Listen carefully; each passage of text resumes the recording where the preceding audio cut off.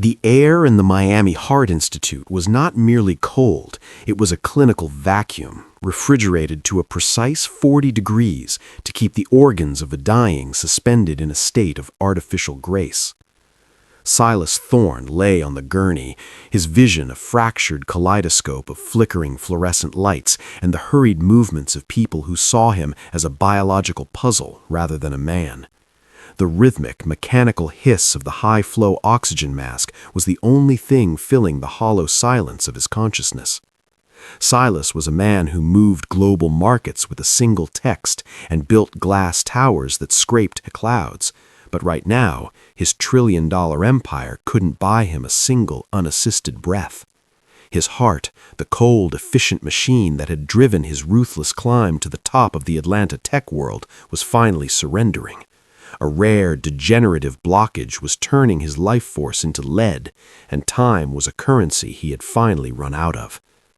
"Vitals are sliding," a nurse shouted, her voice muffled and distorted by a surgical mask.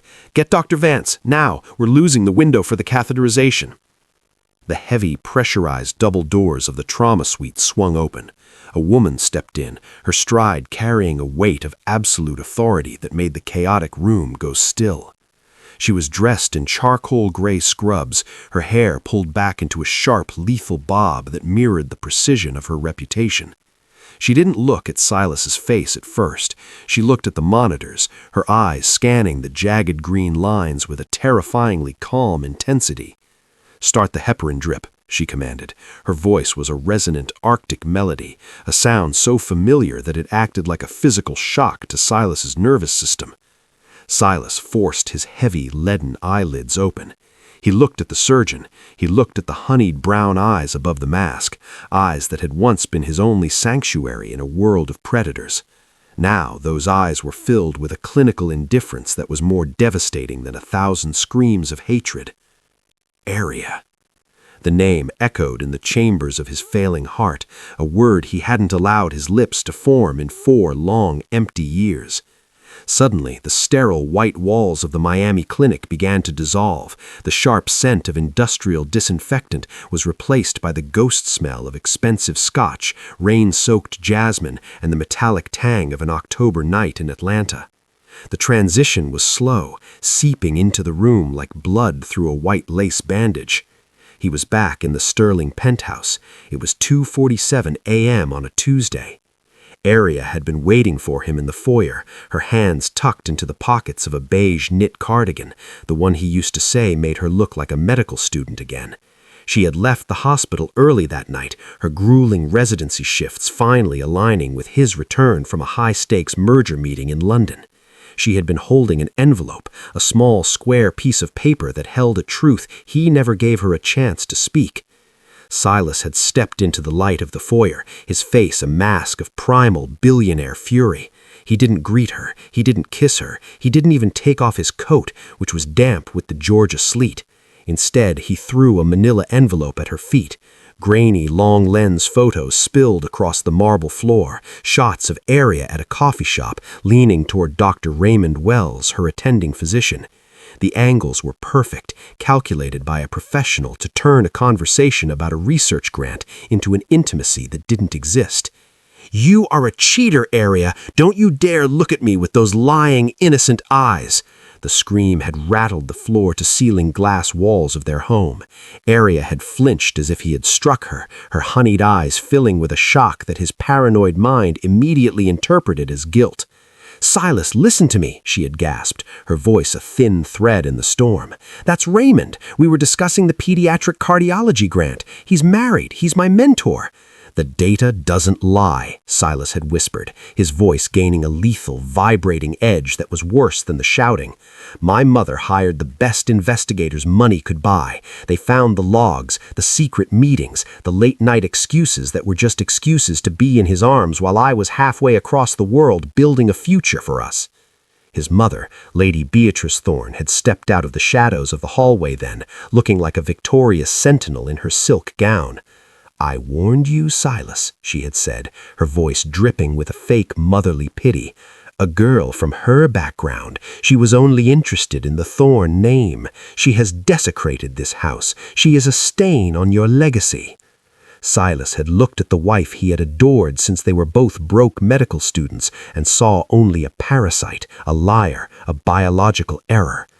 I had the divorce papers drawn up this afternoon. Sign them, now. I want you and your belongings out of my sight by sunrise. I'll provide enough money to ensure you don't starve, but I won't have a cheater carrying my name or my children. Aria had looked at him, her hand moving instinctively to the envelope in her pocket. She had been carrying the Thorne legacy in triplicate, 3 heartbeats, 3 tiny miracles they had spent years praying for. But as she looked at the absolute disgust in his eyes and the triumph in his mother's, a different kind of strength had taken hold of her. She realized in that moment that Silas Thorne didn't deserve to be a father. He didn't deserve to hold the sons and daughters she was carrying.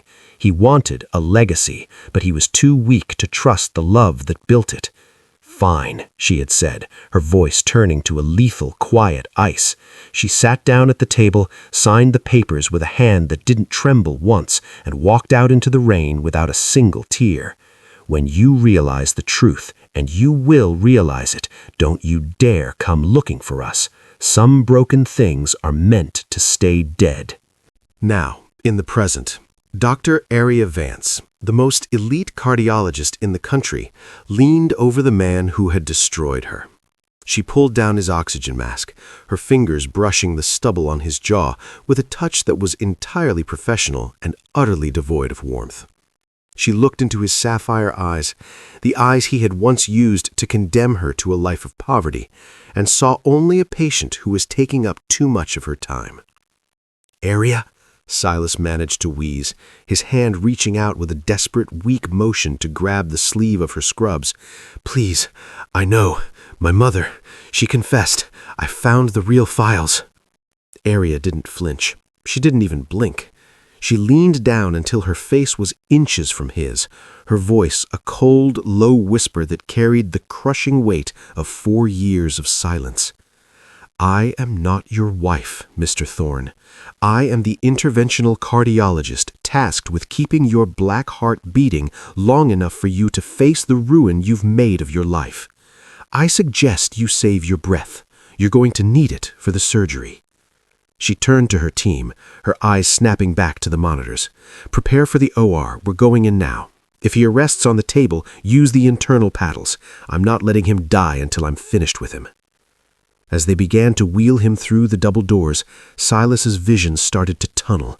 The world was becoming a gray, hazy blur. He looked at the clipboard tucked into the end of his gurney. Taped to the back of it was a child's drawing, a crude but beautiful image of a woman in a white coat holding hands with 3 small stick-figure children under a giant purple sun.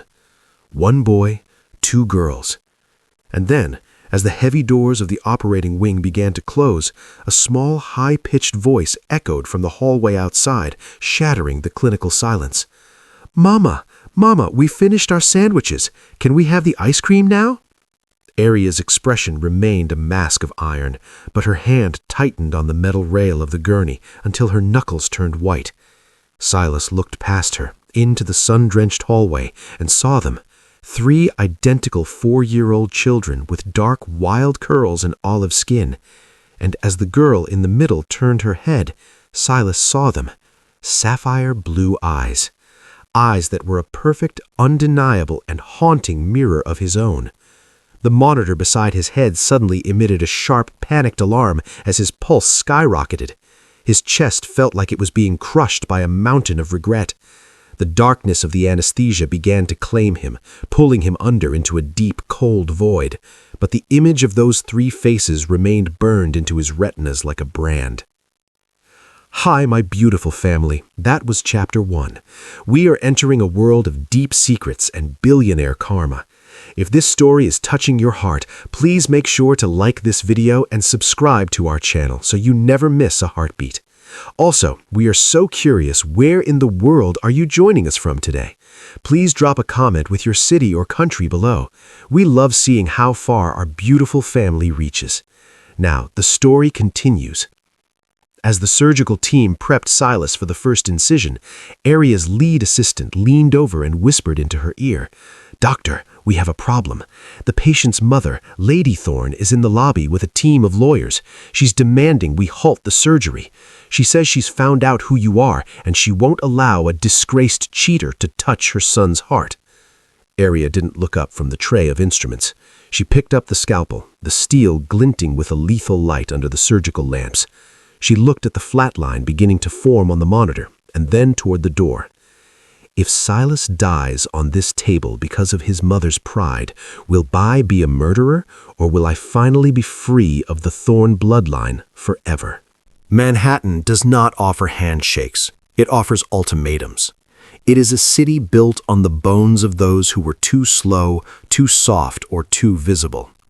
For Aria Rossi, New York was not a destination. It was a bunker. To understand the woman who now held a billionaire's life in her steady, gloved hands, one had to understand the winter of 4 years ago.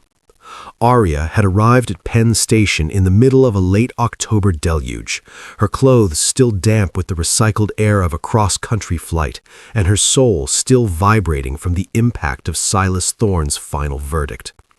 She had exactly $50 in her pocket, a beige cardigan stained with the salt of her own tears, and 3 silent heartbeats that were currently the only things preventing her from dissolving into the gray pavement of 7th Avenue. She had moved into a studio apartment in Morningside Heights that was so small the radiator served as her only kitchen counter. The walls were the color of institutional grief, and the single window looked out onto a soot-stained brick wall that blocked the sun even at high noon.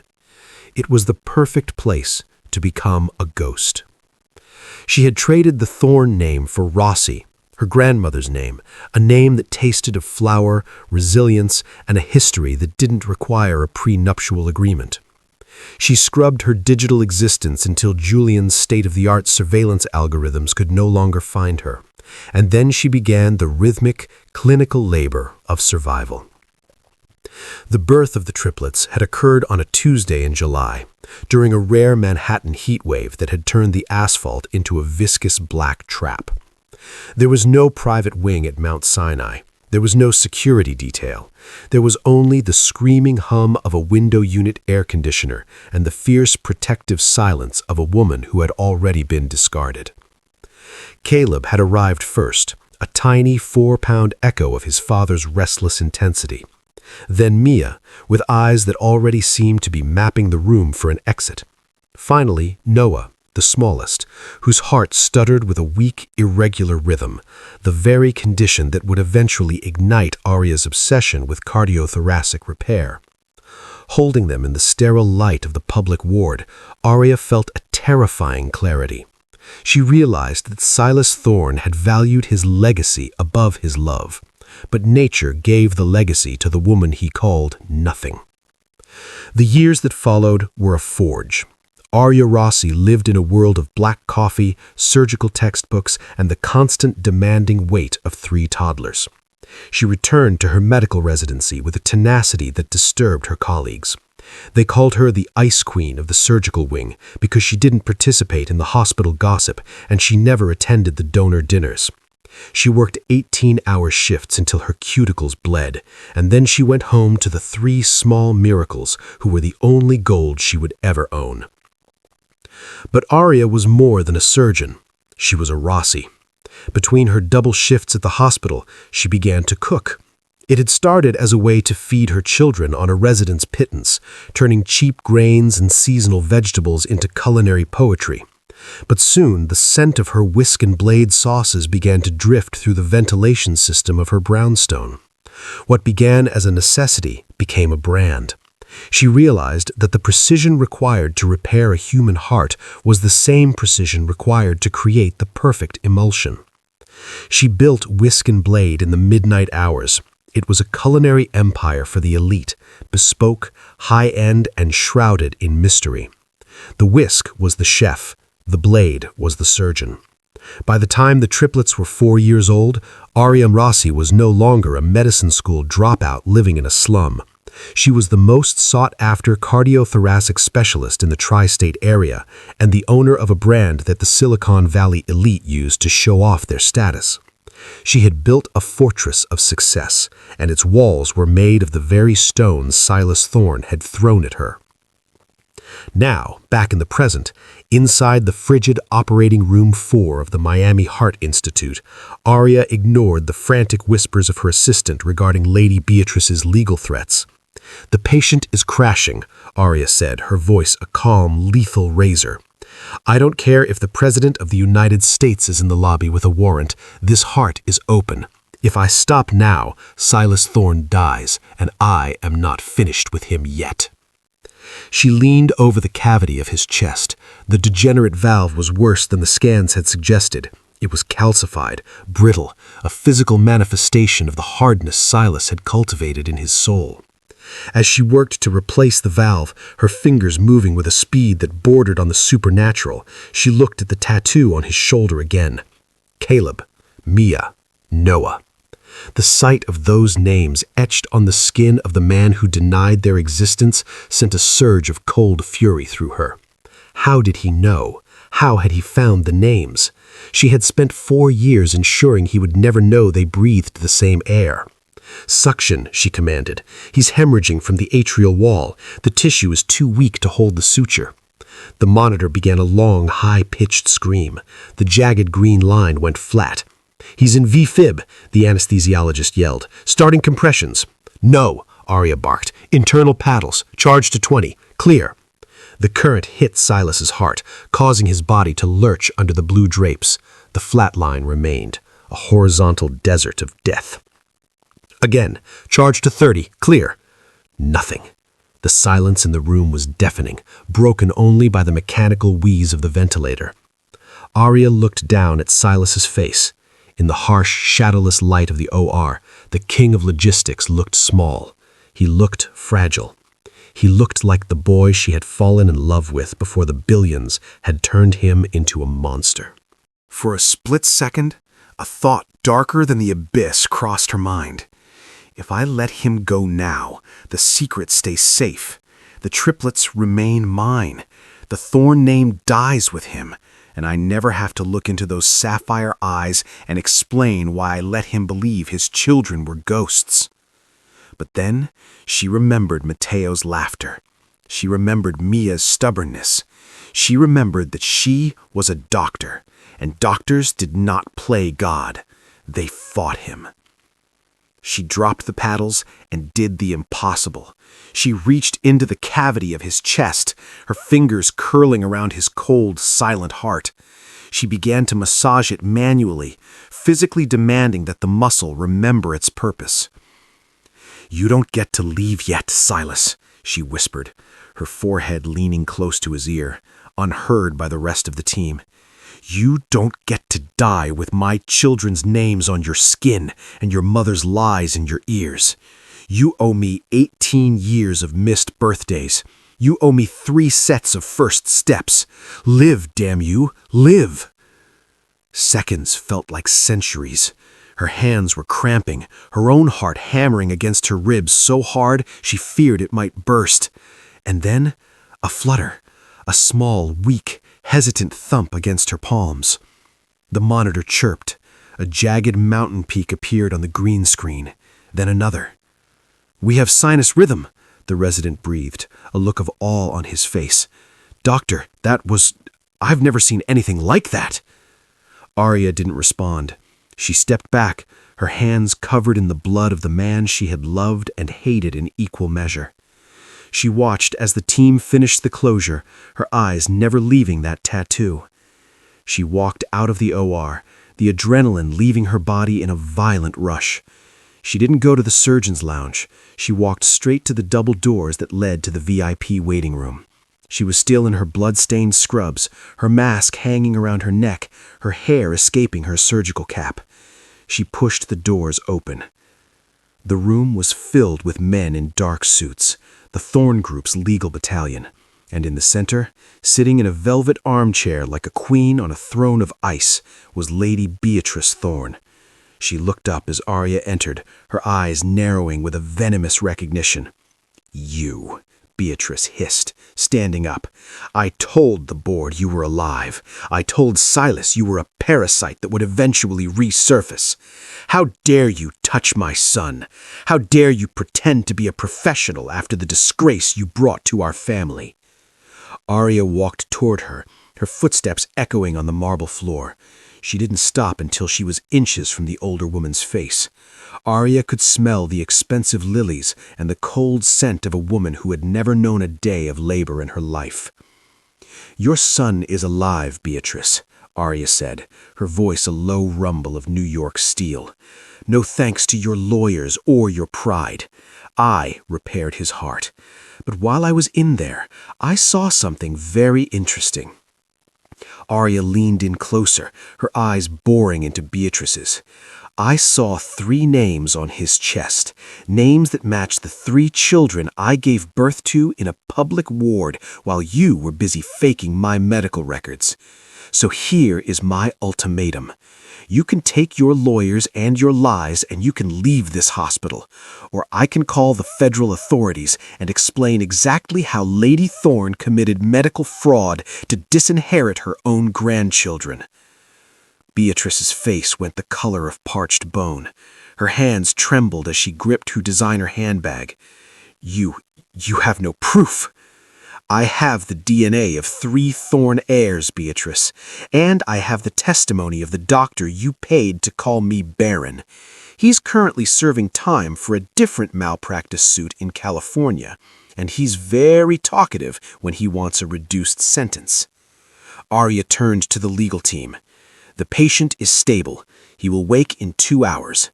Until then, Lady Thorne is barred from this floor. If she attempts to enter, security will use the same forcible removal your son once threatened me with.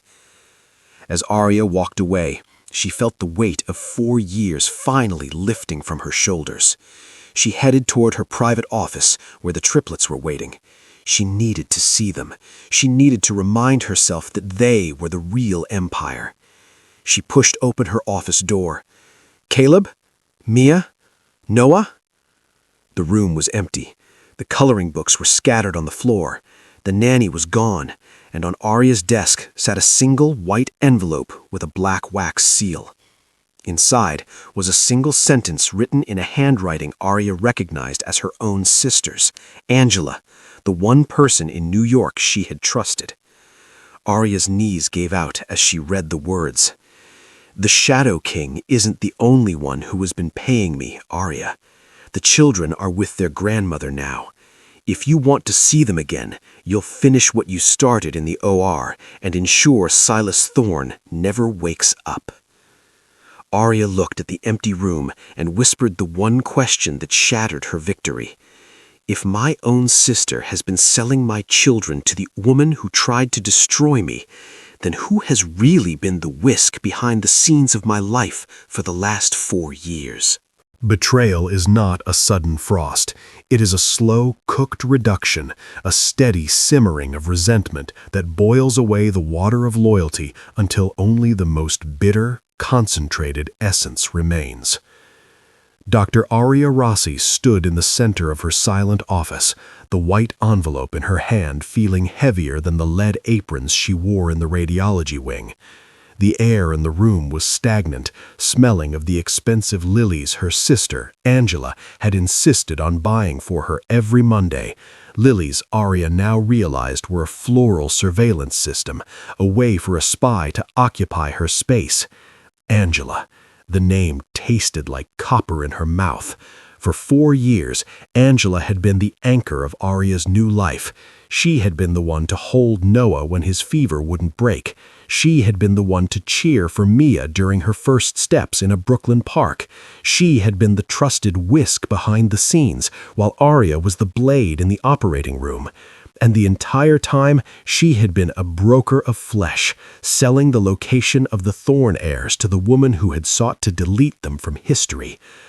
Arya looked at the empty chairs where her children should have been. She could still see the phantom indentation of Caleb's small body on the velvet sofa. The silence of the office wasn't just an absence of sound, it was an active predator, clawing at her composure. I repaired his heart, Arya whispered, her voice a hollow rasp that didn't seem to belong to the world-renowned surgeon she had become. I touched his literal life force, and I used that same blood-stained hand to hug the person who was stealing my children. She didn't call the police. She was too smart for that. If Lady Beatrice had the Thorn Legal Battalion and a compromised sister on her side, a standard 911 call would only trigger a series of welfare checks that would see the children move to a private estate in international waters before the sun set over the Atlantic. Arya walked out of her office, her stride long and purposeful, her surgical clogs making a sharp, rhythmic sound on the linoleum that mirrored the sharpening of her mind. She didn't head for the exit. She headed for the cardiac intensive care unit. Silas Vane, born Julian Thorne, lay in room 10, the Platinum Suite. The room was a high-tech fortress of glass and silver, a space where the air was filtered through carbon and the silence was maintained by the hushed movements of nurses who were paid to be invisible. Arya pushed through the doors. The head nurse, Sarah, started to move toward her. "Dr. Rossi, he hasn't fully cleared the anesthesia yet. He's still—" "Leave us," Arya commanded. There was a frequency in her voice that Sarah hadn't heard before. It wasn't the Ice Queen tone of a professional. It was the low, vibrating growl of a mother who had finally run out of mercy. Sarah nodded, her eyes wide, and ushered the other staff out of the room. Arya stood over Silas. He looked different in the gray-blue light of the monitors. The king of logistics was stripped of his bespoke armor. He was just a man in a thin gown, his chest rising and falling in the artificial rhythm of the ventilator. Arya looked at the tattoo on his shoulder again. Caleb, Mia, Noah. She reached into the pocket of her scrubs and pulled out a syringe filled with a concentrated dose of adenosine, a drug that, if administered too quickly, would stop his newly repaired heart in a heartbeat. "You're awake, Silas. I can see it in your pupillary response," Arya said, her voice a cold, lethal melody that seemed to bypass his ears and sink directly into his subconscious. Silas's eyelids flickered. His sapphire eyes, clouded with the remnants of the heavy sedation, struggled to find focus. When they finally landed on Arya, the recognition was a violent, physical thing. His hand jerked on the white sheet, a weak, searching motion. "Arya?" he wheezed against the tube in his throat. Arya leaned down, her face inches from his.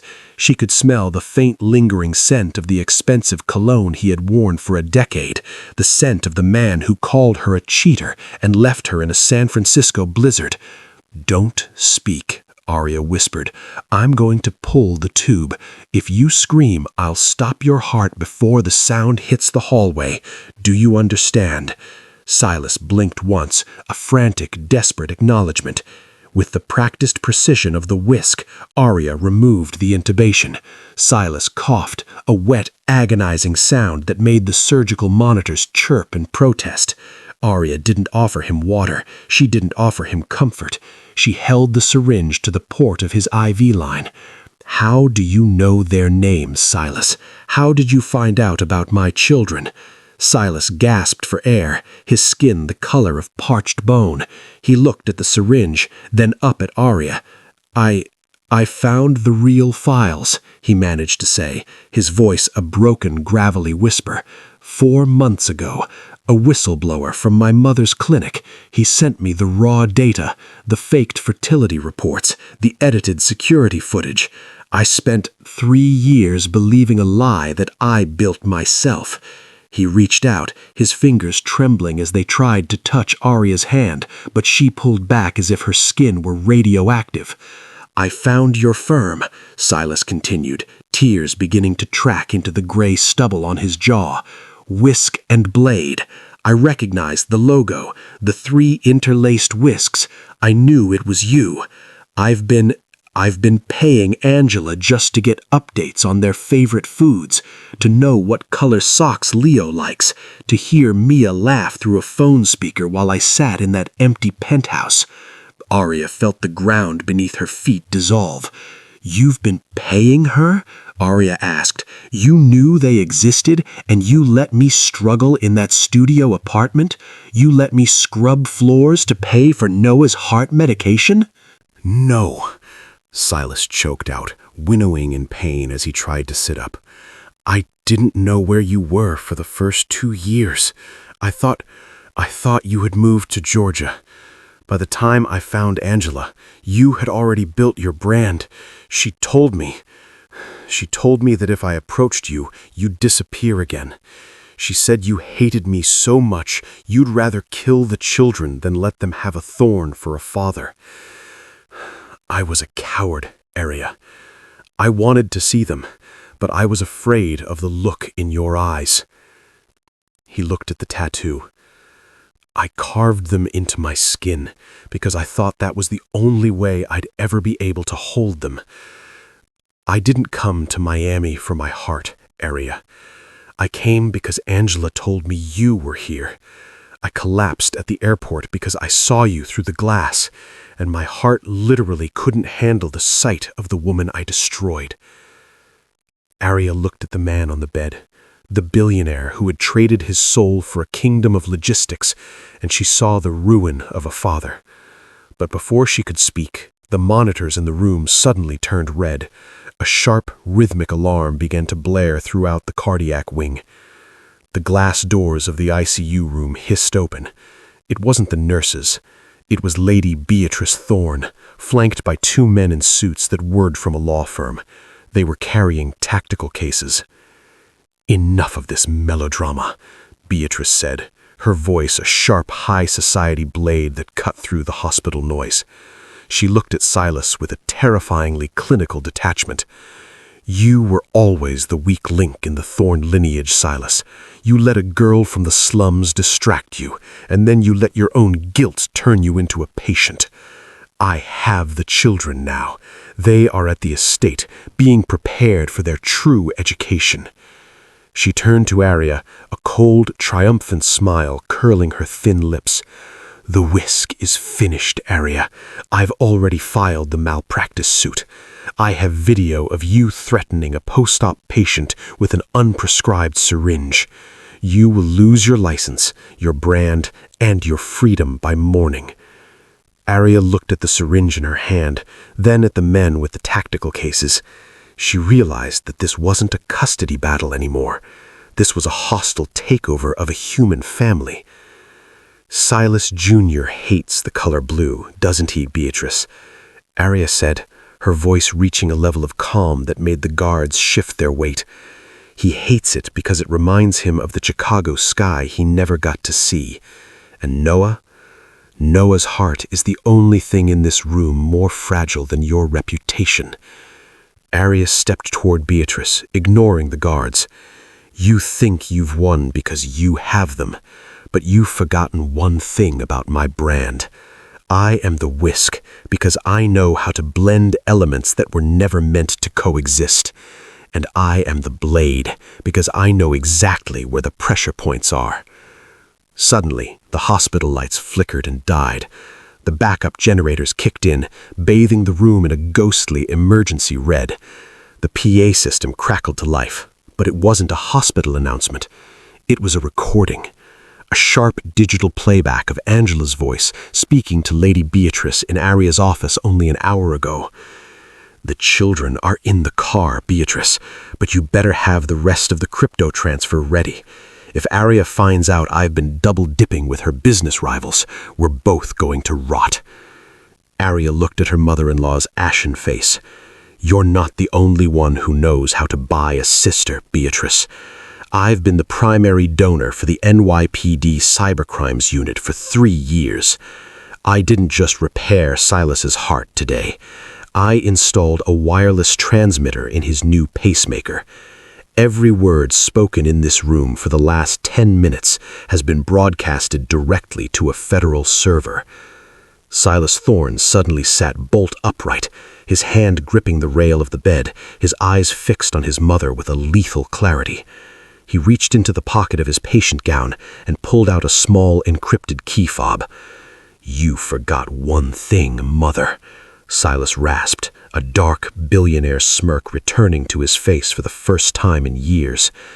I am the king of logistics, and I just rerouted the car carrying my children to a destination you'll never be able to reach. Silas looked at Arya, the key fob glowing in the red light, and asked the one question that changed the game for everyone. If I give you the coordinates to our children, Arya, are you ready to use that scalpel to cut our mother out of our lives? Or are you still the woman who believes that mercy is a primary ingredient in a family? The emergency red lighting of the cardiac wing turned the Miami Heart Institute into something visceral and prehistoric. It was no longer a temple of science. It was a theater of blood and shadows. The backup generators groaned in the basement, a low-frequency hum that vibrated through Dr. Arya Rossi's surgical clogs, echoing the rhythmic thumping of the newly repaired heart inside Silas Vane's chest. In room 10, the air was heavy enough to drown in.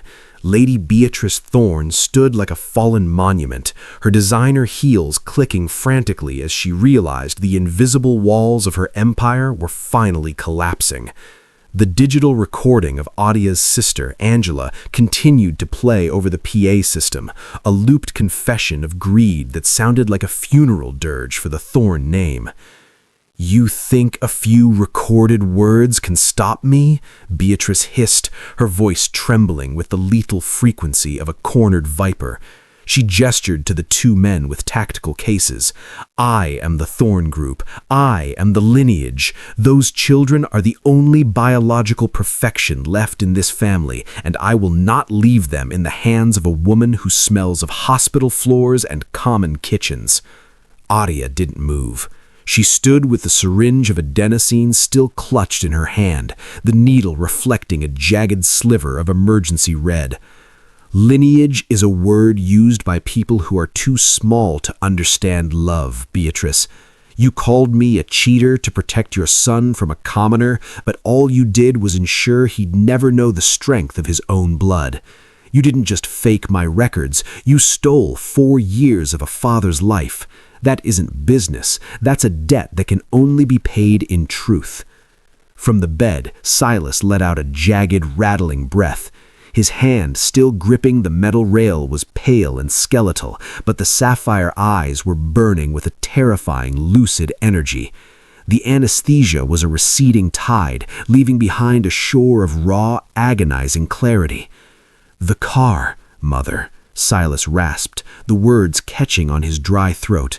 "The Mercedes, the one Angela used to take my children, I didn't just pay her for updates. I gave her a phone with ThornTech's Sentinel software pre-installed. I told her it was for their protection, but I built the back door myself. 3 minutes ago, when the hospital's power grid was cycled for the generator, I triggered the remote lockdown. The car is currently sitting in the middle of the MacArthur Causeway. The engine is dead. The doors are magnetically sealed. Only I have the decryption key." Beatrice's face went the color of parched bone. "You would trap your own children on a bridge in a storm? Silas, you've lost your mind. The stress of the surgery has—" "I'm not the one who lost my mind, Mother," Silas interrupted, his voice gaining a resonance that filled the small ICU room. "I'm the one who finally found it. I've spent 4 years living in a tower of glass, convincing myself that my focus was my strength, but I was just a ghost haunting a vault. I let you whisper poison into my ear because I was too weak to believe that Arya could love a man as broken as me."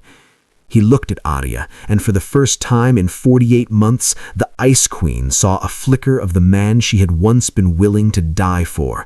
It wasn't the billionaire, it wasn't the tech god. It was the boy who had once shared a single cup of coffee with her in a library, dreaming of a world they would build together. "The coordinates are on the fob, Arya," Silas whispered. "Take my security team, not hers, mine, the ones waiting in the private hangar. Bring them here, bring them home." Arya looked at the encrypted key fob Silas held out. She looked at Lady Beatrice, who was now signaling her guards to move. The air in the room charged with the static of an impending explosion. "Stay back," Adia commanded the guards. She stepped toward the bed, her hand moving with surgical speed to the pacemaking transmitter she had hidden under her scrub top, the needle reflecting a jagged sliver of emergency red. "Your men move another inch, Beatrice, and I trigger a localized EMP that will fry Silas's new pacemaker. I'll kill him myself before I let you touch my children." The guards stopped. Even Lady Beatrice froze. The silence was absolute, a clinical vacuum. Adia snatched the key fob from Silas's hand. Her fingers brushed his, a brief electric contact that carried the weight of every kiss and every curse they had ever exchanged. "I'll bring them back, Silas," Adia said, her voice a lethal melody of New York steel. "But don't mistake this for forgiveness. I'm saving their legacy, not yours." She turned and sprinted out of the ICU, the red emergency lights painting her scrubs in a series of bloody flashes. She bypassed the elevators, taking the stairs 3 at a time, her mind a surgical computer calculating the distance to the MacArthur Causeway. The drive to the bridge was a blur of neon and rain. Adia sat in the back of Silas's armored SUV, the key fob glowing in her palm like a small blue heart. Beside her was Silas's head of private security, a man named Elias, who had looked at her with a quiet, shadowed respect when she showed him the fob. "He's been looking for you for a long time, Dr. Rossi," Elias said, his eyes fixed on the rain-slicked road. "Even when he believed the lies, he used to sit in his office and watch your cooking segments on mute. He said your hands were the only things in the world that didn't move with a hidden agenda." Adia tightened the grip of the fob. "He should have watched my eyes, Elias. They would have told him the truth for free." They reached the apex of the bridge. There, sitting like a black island in the middle of the traffic, was the Mercedes. Adia burst out of the SUV before it fully stopped. The wind off the Atlantic was a physical wall, the rain 1,000 stinging needles. She ran to the car. Through the tinted glass, she saw them. Caleb, Mia, Noah. They were huddled together in the back seat, their 3 identical faces pressed against the glass. They weren't crying. They were quiet. The thorn silence, the architecture of survival they had learned from her. Aria pressed the fob against the door handle. The magnetic seals hissed open with a sound like a long-held breath. She pulled the door open and was immediately hit by the scent of her children, the smell of lavender soap, crayons, and the faint, sweet scent of the Rossi kitchen. "Mama!" Mia screamed, throwing herself into Aria's arms. "We were in a fortress, Mama!" Caleb shouted, his blue eyes wide with excitement. "Auntie Angela said it was a game, but the car went to sleep." Aria gathered all 3 of them against her chest, her tears mixing with the Miami rain. She looked at Noah, the smallest, whose heart was a fragile masterpiece. He was breathing steadily, his tiny hand gripping the collar of her scrubs. "It's okay," Aria whispered into their hair. "The game is over. We're going home." She looked up and saw Angela standing a few feet away, her silk coat ruined, her face a mask of shattered ambition. "I had to do it, Aria," Angela sobbed, her voice lost in the wind. "The firm was going bankrupt. Whisk and Blade was losing the market to the Thorn Tech culinary line. They were going to take everything. I thought if I gave her the kids for a week, I could negotiate a buyout." Aria stood up, her children sheltered behind her by the security team. She looked at her sister, the Whisk who had helped her blend a life from ashes, and felt a coldness that no sun could ever warm. "You didn't just sell my children, Angela," Aria said, her voice a calm, resonant razor. "You sold the only person who ever believed you were more than a recipe. You're not going to rot in a cell, sister. You're going to live in the world you built, a world where you have all the money you wanted, and not a single soul who will ever say your name with love again." Aria turned her back on her sister and led the triplets to the SUV. When they returned to the hospital, the power had been restored. The halls were bright, sterile, and teeming with federal agents. Lady Beatrice was being escorted out in handcuffs, her silk gown trailing on the floor like a wounded wing. She didn't look at Arya. She looked at the floor, a queen whose throne had been revealed as a pile of digital lies. Arya walked toward the cardiac wing, her children flanking her. They reached room 10. Through the glass, she saw Silas. He was sitting up, the tubes removed, his chest bandaged, the triple miracle tattoo visible at the collar of his gown. He looked at the door. He looked at the 3 children walking toward him. The king of logistics began to weep. It was a silent, racking motion that had nothing to do with his surgery and everything to do with the 4 years of silence that was finally breaking. Caleb, Mia, and Noah stopped at the edge of the bed. They looked at the man who wore their eyes. They looked at the man their mother had called a ghost. Silas reached out a hand, his fingers trembling, and Noah, the one with the fragile heart, stepped forward first. He touched the tattoo on Silas's shoulder, his tiny finger tracing the names. "You have my name on you," Noah said, his clear, high-pitched bell in the quiet room. "Are you the man who sent the car to sleep?" Silas looked at Arya, a silent, desperate plea for permission in his sapphire eyes. Arya stood at the foot of the bed, her arms crossed over her heart. She looked at the man who destroyed her, and then at the children who had redeemed her. "You didn't just sell my children, Noah," Arya said, her voice a resonant melody that carried no warmth but no ice. "But he forgot to build a door. Now he's trying to see if he can find his way out of the glass."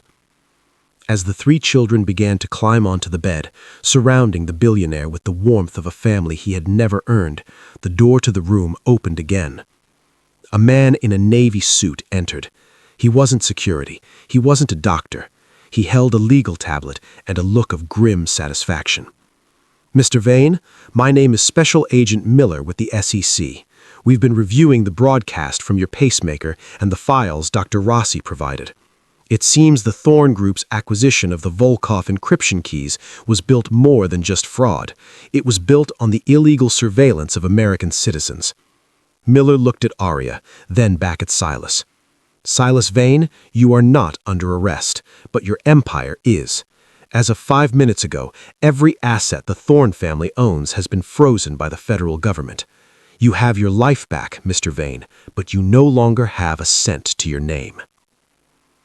Silas Thorn looked at his children, then at Arya, a strange, terrifyingly beautiful smile spreading across his face as he realized he was finally, truly bankrupt.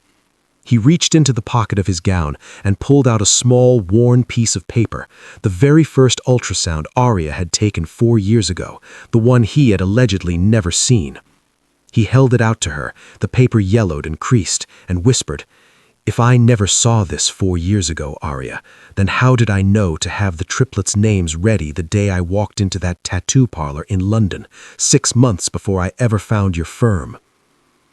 The billionaire is penniless, but the mystery is deepening. As Arya looks at the date on the ultrasound, one terrifying realization chills the air. If Silas knew about the triplets before the divorce was even finalized, then was the betrayal in San Francisco really his mistake, or was he the one who was sacrificed to protect the children from a monster far more dangerous than Lady Beatrice? The most durable structures are not built of steel and glass. They are built of the silence that follows a storm and the courage to stand among the ruins. The silence that followed Special Agent Miller's departure was not empty. It was pressurized. It was the heavy, suffocating quiet of a world that had just been deleted. Dr. Arya Rossi stood at the foot of the hospital bed, the creased, yellowed ultrasound image in her hand feeling like a live wire. She looked at the grainy shapes of the 3 heartbeats she had carried alone through the winter of her soul, and then she looked at the man who had supposedly never known they existed. Silas Vane sat among the wreckage of his life, his newly repaired heart thudding steadily against his ribs, a rhythmic reminder that he had survived the surgery but lost the empire. "Explain," Arya said. The word was a scalpel, cold and aimed at the jugular. "You told me I was a cheater. You told me I was barren. You watched me walk into a blizzard without a coat while I was carrying your children. And you're telling me now that you had their names ready in a London tattoo parlor months before you even knew where I'd gone? Silas looked at his children. Noah, who was tracing the lines of the IV pole, Mia, who was leaning against Arya's leg, and Caleb, who was watching Silas with a stare that was too old for a 4-year-old. He reached out a trembling hand and touched the edge of the ultrasound Arya held. In San Francisco, I wasn't just a billionaire, Arya. I was a target. The Volkov Group hadn't just compromised Thorn Tech, they had compromised my home. My mother wasn't just a manipulator, Arya. She was a shareholder in a conglomerate that used human lives as collateral. She didn't want a commoner like you in the family because you were the only one who noticed the discrepancies in the shipping logs. You were the only one who saw that our logistics empire was being used to move things that didn't belong in the light. Arya's breath hitched. She remembered the nights she had spent in the Vane Library, questioning the ghost shipments in the Pacific trade routes. She had thought Silas was too busy to listen. She hadn't realized he was listening too closely. I found out they were planning to eliminate the obstacle, Silas continued, a single tear tracking through the gray stubble on his gaunt face. The obstacle was you, Arya. And once they realized you were pregnant, the obstacle became 4 people.